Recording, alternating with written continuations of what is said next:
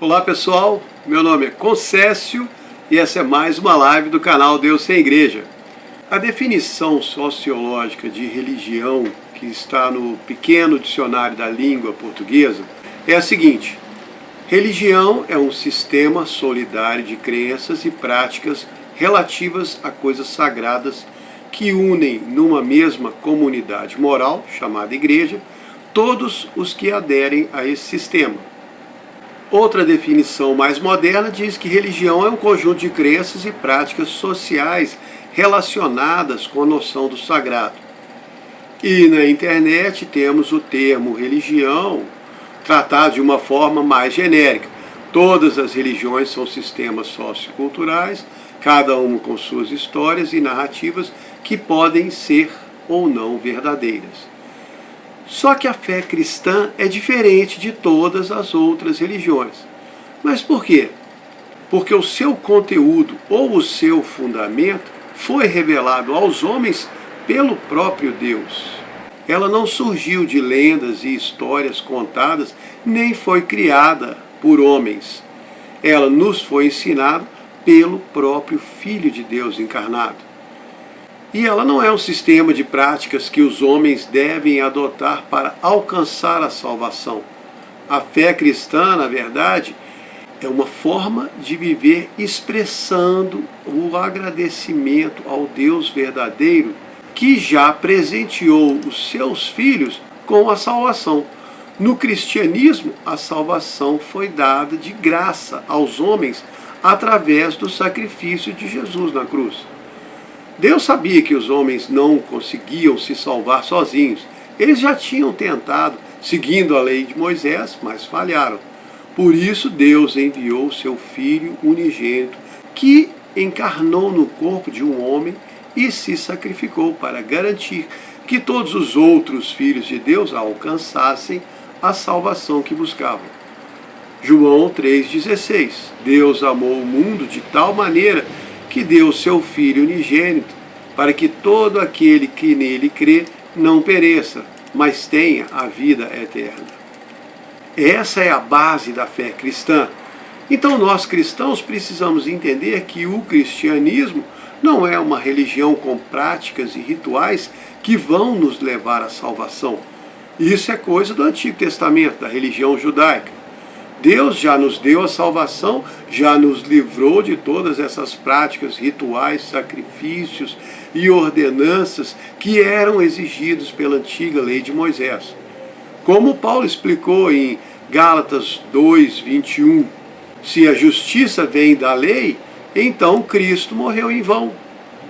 Gálatas 3:11, é evidente que pela lei ninguém será justificado diante de Deus. E o apóstolo João também falou sobre isso no primeiro capítulo do seu evangelho, João 1,17. A lei foi dada por Moisés, mas a graça e a verdade vieram por Jesus Cristo. Então nós cristãos precisamos ter a consciência certa daquilo que acreditamos. Não podemos nos deixar levar pelo tsunami de falsas doutrinas que não apareceram hoje. Já vem de muito tempo e sempre tentam enganar e prender os cristãos ao velho conceito de que a sua salvação depende das suas obras, de respeitar e de guardar os mandamentos da lei. Foi por causa disso que Paulo repreendeu os Gálatas na sua carta. Ele escreveu lá em Gálatas 3:1-3, ó insensatos Gálatas, quem fascinou vocês? Vocês a quem eu apresentei Jesus Cristo como crucificado só queriam saber isso. Vocês receberam o Espírito Santo pelas obras da lei ou foi pela pregação da fé? Será que são tão insensatos que começaram pelo Espírito e agora vão acabar pela carne? Então, se você ainda não sabe qual é a sua religião, deixa eu te lembrar. O cristão é aquele que segue Cristo. Aquele que aceita o sacrifício de Jesus na cruz como pagamento da sua dívida com a lei. Gálatas 2,16. Sabemos que o homem não é justificado pelas obras da lei, mas pela fé em Jesus Cristo. Acreditamos em Jesus Cristo para sermos justificados pela fé nele e não pelas obras da lei. Ah, mas lá em Tiago 1,27 está escrito que a religião pura e imaculada com Deus é visitar os órfãos, as viúvas e não ser contaminado pelo mundo. Sim, super correto.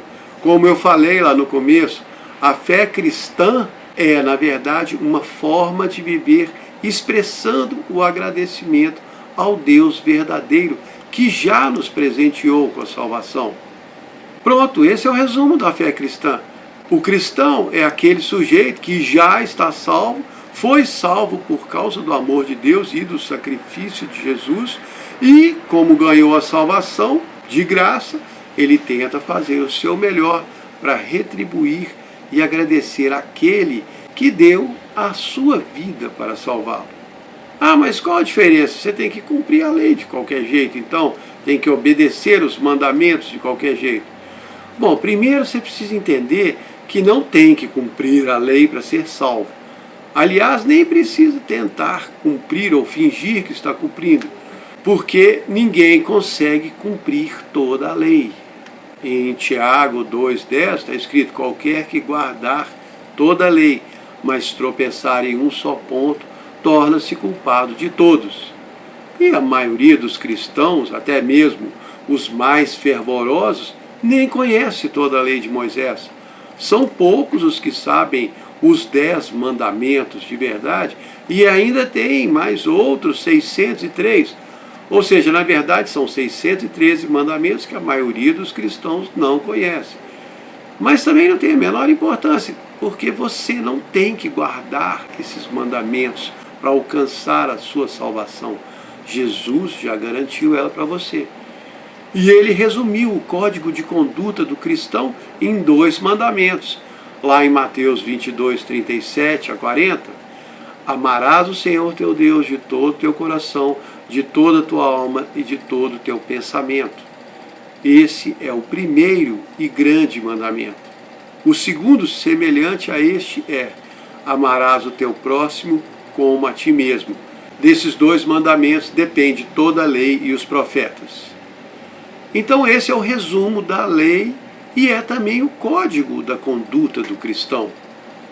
E é isso que você deveria adotar como a sua verdadeira religião, porque nós lemos aqui que a religião é um código de conduta, um conjunto de práticas sociais. A sua fé é uma coisa, sua religião é outra. Se você tem fé em Jesus e o recebeu como Salvador, então essa fé é o que te garante a salvação. João 3,36. Aquele que crê no Filho tem a vida eterna. Efésios 2, 8 e 9. Pela graça vocês são salvos por meio da fé. E isso não vem de vocês, é um presente de Deus. Não vem de obras para que ninguém se orgulhe.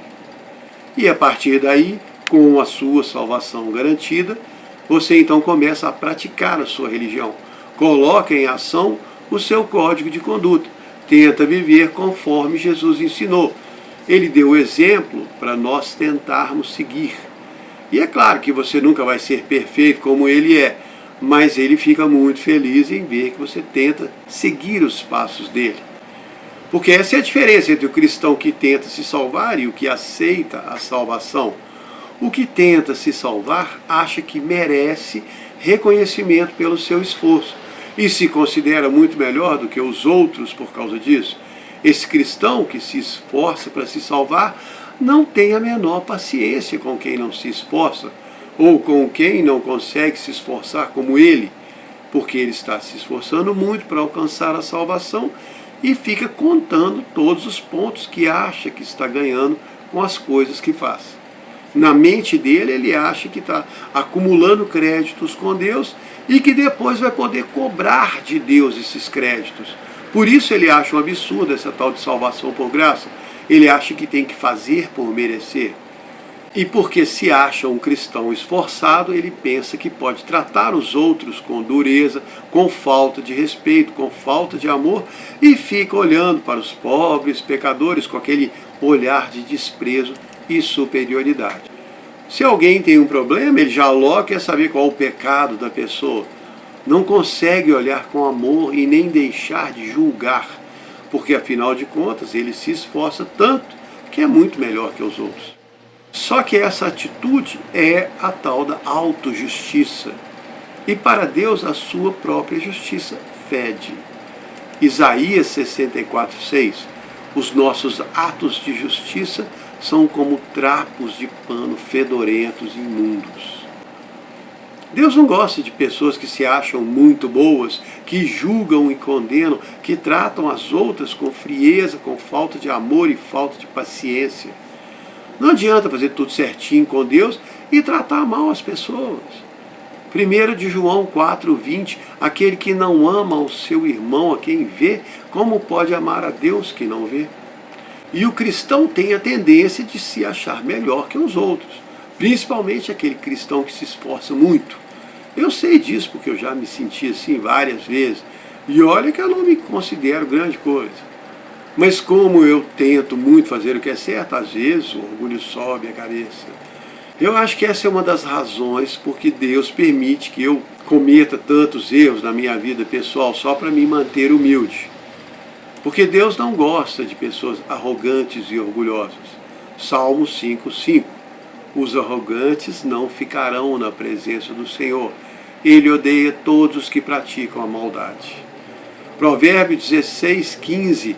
Todo aquele que tem coração arrogante é uma abominação para o Senhor. Isaías 2:17, a arrogância do homem será humilhada e o orgulho dos homens será abatido. Então ser um cristão arrogante é uma contradição, porque o cristão, teoricamente, é um seguidor de Cristo. Se você segue Cristo, então deve tentar imitar os passos dele. E ninguém foi mais humilde do que ele enquanto esteve aqui na terra. Eu falei sobre isso na última live, citei Filipenses 2:8, humilhou-se a si mesmo sendo obediente até a morte e morte na cruz.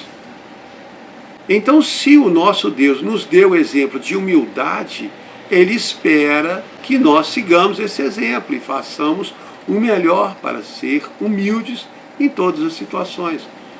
Por isso Jesus disse lá em Mateus 23:12, aquele que a si mesmo exaltar será humilhado, e aquele que a si mesmo se humilhar será exaltado. Essa é uma lição muito simples, mas muito difícil de ser aprendida, porque ela põe à prova o nosso orgulho. E o orgulho ferido de um homem é algo muito difícil de lidar.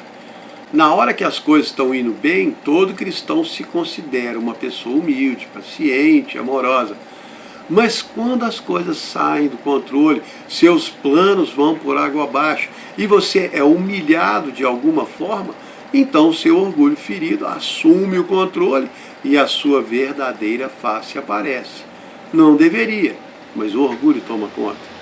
E como eu já falei antes, Deus não gosta dos orgulhosos e arrogantes. Tiago 4:6. Deus resiste aos orgulhosos, mas dá graça aos humildes. Provérbios 16:18. O orgulho vem antes da ruína e o espírito arrogante antes da queda. Provérbio 29:23. O orgulho do homem o destruirá, mas a humildade de espírito receberá honra. Nós sabemos como devemos agir. Sabemos o que Deus espera que nós façamos, mas o nosso orgulho entra no caminho e nos impede de agir como Jesus gostaria. E por isso nós podemos falar como Paulo lá em Romanos 7:18, 19 e 24. O querer está em mim, mas não consigo realizar o bem. Pois o bem que eu quero não faço, mas o mal que eu não quero, esse eu faço. Miserável homem que sou, quem me livrará do corpo dessa morte? Só que Deus conhece a nossa estrutura, como diz no Salmo 103:14, e por isso Ele nos ama, nos perdoa e espera com paciência que nós façamos melhor da próxima vez. Eu tenho uma teoria que eu já expliquei aqui naquele vídeo, por que não é errado errar, e isso não está na Bíblia, é só concessiologia, mas eu acho que faz sentido. Eu penso o seguinte, Deus quer que você faça sempre o que é certo, mas Ele permite também que você erre para manter o seu orgulho sob controle. Então, errar nem sempre é ruim. Só que isso não te dá desculpa para pisar na bola deliberadamente, vou ali fazer uma grande besteira só para me manter humilde. Não, não é assim. Tente sempre fazer o que é certo. Se errar, se arrependa de ter feito errado e continue tentando. Até o próprio rei Davi tinha consciência de que ele também algumas vezes errava de propósito. E por isso ele escreveu na oração do Salmo 19, 12 a 14, quem pode ver os seus próprios erros? Senhor, me purifica das faltas que cometo sem perceber e me livra também dos pecados que cometo por vontade própria. Não permita que eles me dominem, porque assim eu vou ser uma pessoa direita e vou ficar livre do grave pecado da desobediência a Ti. Que as minhas palavras e os meus pensamentos sejam aceitáveis a Ti, ó Senhor Deus, minha rocha e meu defensor. E nessa oração, Davi estava se humilhando, reconhecendo que ele errava e cometia pecados de propósito, mas estava pedindo ajuda a Deus para fazer sempre o que é certo. E como eu li agora mesmo, Jesus falando lá em Mateus 23, 12, aquele que se exaltar será humilhado, e aquele que se humilhar será exaltado. Então o segredo da verdadeira religião não é a santidade, mas a humildade.